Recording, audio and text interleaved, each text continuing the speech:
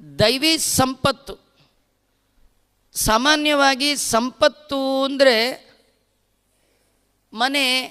ಮನಿ ಇಂಥದ್ದನ್ನೇ ನಾವು ಸಂಪತ್ತು, ಜಮೀನು ಇತ್ಯಾದಿಗಳ ಸಂಪತ್ತು ಅಂತ ಅಂದ್ಕೊಂಡಿದ್ದೇವೆ.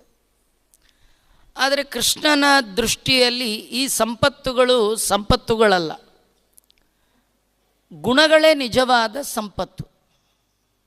ನಾವು ಜೀವನದಲ್ಲಿ ಗುಣಗಳ ಸಂಪಾದನೆ ಅದನ್ನು ಮಾಡಬೇಕು.